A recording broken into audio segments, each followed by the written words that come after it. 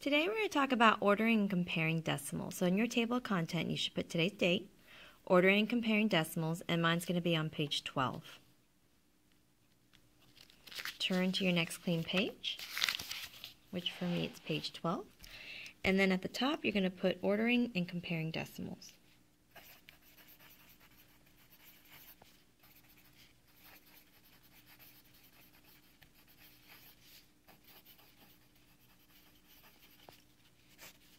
Okay. So let's start with comparing decimals. All right. So when you are comparing decimals, there are two ways you can do this. Okay. The first way is to look at digit at a time. Okay, compare each digit and then see which one has the larger number in the correct place value. Okay. The other strategy is to make sure that both numbers have the same amount of numbers behind the decimal. So let's do an example. Okay, so we'll start with comparing decimals. All right, so our first example is 28 compared with 27.999, which is 27 and 999 thousandths. Now this one's kind of easy because 28, if there's no decimal, where is the decimal? It's right here, right? So just looking at the holes, here you have 28 holes. Here you only have what? 27 holes. So which one's greater? The 28 holes. So when the whole number is greater, then that's easy. You don't even have to look at the decimal. Okay? But what about when the whole numbers are the same? So let's say we have 25 and 4/10 compared to 25 and 99 thousandths. Okay. Now, some kids will say, oh, well, this number is longer, so it must be bigger. But that is not really the case. This is 99 thousandths. This is 4/10. Now, you don't really know which one's bigger unless you get them both to be the same size pieces, right? So do you get more with 99 thousandths of a candy bar or 4/10 of a candy bar? You're not sure until you break the tenths into thousandths also, right? So let's do that. So that's the first strategy, that you can add some extra zeros so that they both have 1, 2, 3 numbers, right? 1, 2, 3 numbers. Now that they both have 3 numbers behind it, you can't look at this. They're both the same, right? So we're looking at the decimal. Is 400 thousandths more or 99 thousandths? Would you rather have 400 out of the 1,000 pieces or 99 out of the 1,000 pieces? The 400 out of 1,000 is more than 99 out of 1,000. So therefore, this is greater. Okay? So that's what I mean by putting the same amount of numbers behind the decimal. So then you can compare that way. Now, another way to do that, you don't have to do that, is to just compare digit at a time. So let's see here. The 2's are the same. The 5's are the same. And then in the tens place, they're not the same anymore. This has a 4 in the tens place, and this has a 0 in the tens place. Well, which one's greater? Well, the 4 is greater than 0, so therefore this is greater. So that's another way you can do it. You can just compare digit at a time. Let's do one more example.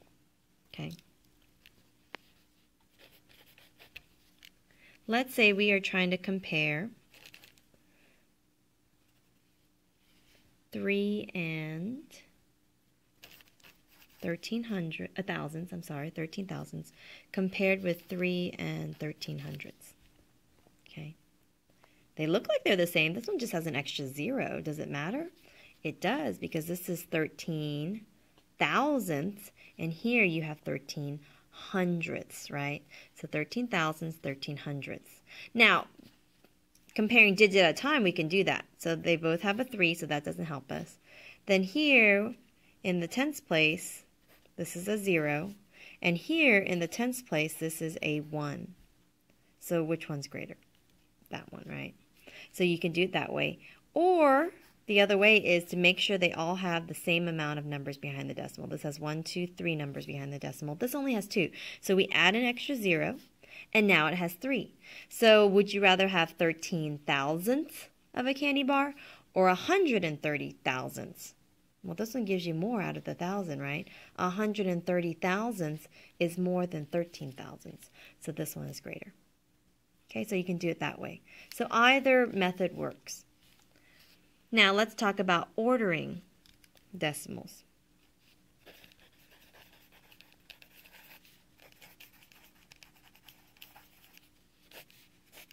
So let's talk about ordering decimals. Okay, when you are ordering decimals, you need to line up the decimal. That is one of the most important strategies. Line up decimals. Okay, you need to line up the decimals. So let's do an example. And this time we'll go from least to greatest. So we'll do least to greatest for this one. And I'm going to reverse it. Okay, so you really have to pay attention. Are you going to from least to greatest or greatest to least? Because if you do it the wrong way, you get points taken off. So least to greatest. So here are our numbers that we are going to put from least to greatest. We have 6 and 67 thousandths. We have 67. We have 6 and 67 hundredths. We have 6 and 1/10. And we have 6 and 5/10. Okay, we're going from least to greatest. Well, what's the first thing that we should do? We should line up the decimal. So instead of writing it horizontally, I'm going to write it vertically on the side over here. Okay, I'm going to line up the decimals. So, let's see here. Actually, I'll just do it down here. So I'm going to line up the decimals. So 6.067. 67. There's no decimal. When you don't see the decimal, where is it? It's back here. This is 67 wholes. So then I'm going to write it like that. That decimal's lined up. Then 6.67. Then there is 6.1 and 6.5. So you notice I have lined up the decimal. Okay. So now that I've lined up the decimals, I'm going to compare digit at a time. Okay. So what's the greatest one? Well, the greatest is 67. So that's going to be our last one. That one's kind of obvious, right? 67 is bigger than 6. So that's going to be our last one. So you can put a little 5 here for now, knowing that that would be your last one. Okay. Now these are all tied, 6, 6, 6, and 6. So we look at the next digit in the tens place. That's 0, 6, 1, and 5. Which one's the least? 0, 6, 1, and 5. Which one's the least? This one's the least, right? So this one's going to be my first. This is the smallest. What's the second smallest? This one. That's number 2.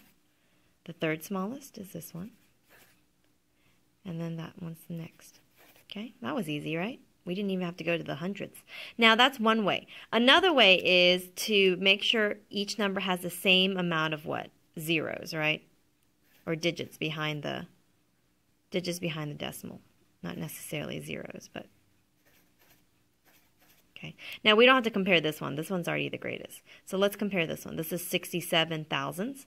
This is 670 thousandths. This is 100 thousandths. This is 500 thousandths. Which one's the smallest out of 1,000? The 67 thousandths. Then it's the 100 thousandths. Then it's the 500 thousandths. Then it's the 670 thousandths, right? So then that's another way you can compare. So now, I know I put the numbers here, but on your homework and on your test, I don't want just numbers. You need to actually rewrite it from least to greatest. So the least is 6 and 67 thousandths. Then it is 6 and 1/10. Then it is 6 and 5/10. Then it is 6 and 67 hundredths. And then the greatest is 67. So this would be your answer from least to greatest. Okay, let's do one more example, but this time we're going to do greatest to least. I'm going to write on the back here. So let's do greatest to least. So we have 8 and 96 thousandths. Then we have 8 and 98 thousandths. Then we have 8 and 25 hundredths. We have 8 and 965 ten thousandths. And last we have 8 and 19 hundredths. Okay, so those are our 5 numbers. All right. So let's put them, oh, I forgot to write up here. We are going to go from greatest to least for these numbers. Okay, greatest to least. So what's our first step? Our first step is to line up the decimals. So I'm going to rewrite it vertically so that my decimals are lined up.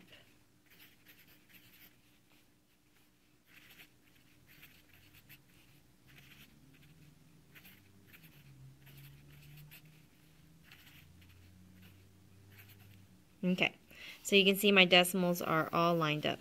Now, does this help us? No, they all start with 8 wholes, so that doesn't help us. So let's look at the tenths. Okay, remember we're going from greatest to least. So let's look at the tenths. There's a 0, a 0, a 2, a 0, and a 1. So which one's the greatest? That one right there. So that's going to be first, right? Which one's the second biggest in my tenths slot? This one with the 1. So that's definitely going to be number 2. That's the next largest. Now these are all tied with 0. So we don't know which one's bigger. So we move on to the hundredth spot now. This has a 9, this has a 9, and this has a 9. So does that help us? No. So now let's move to the thousandth spot. This has a 6, this one has an 8, and this one has a 6. So which one's the next greatest? The one with the 8, right? So that would be our third. Okay, now these two are tied with 6s in the thousands, so we have to look at the 10,000s. This has a 5 in the 10,000s. This has a, if there's no number, what is here? 0. This has a 0. So which one's greater? The 5 is greater than the 0. So then this would be fourth, and this one would be last. This one would be my smallest. Okay, now that's one way to do it. The other way is to what? To make sure they all have the same amount of digits behind the decimal. And then you can kind of see which number is the greatest. Is 960, 980, 2,500, 965, or 1,900? Well, the greatest is the 2,500, 10,000s. Then it's the 1,900, 10,000s. Then it would be 980, 10,000s, then 965, and then 960. Okay, so that way works too. So now we're going to put them in order from greatest to least. We're going to rewrite it because this is not good enough, guys. We're going to rewrite it. So our greatest was 8 and 25 hundredths. Then it was 8 and 19 hundredths. Next it was 8 and 98 thousandths. Then it was 8 and 965 10,000ths. And then last was 8 and 96 thousandths. So these are the numbers from greatest to least. Okay? And that's how we compare and order decimals.